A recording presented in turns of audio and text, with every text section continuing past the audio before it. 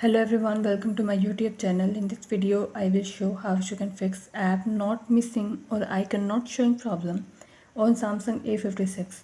Before starting this video, please press the bell icon or do subscribe this channel. Let's start our video without wasting any time.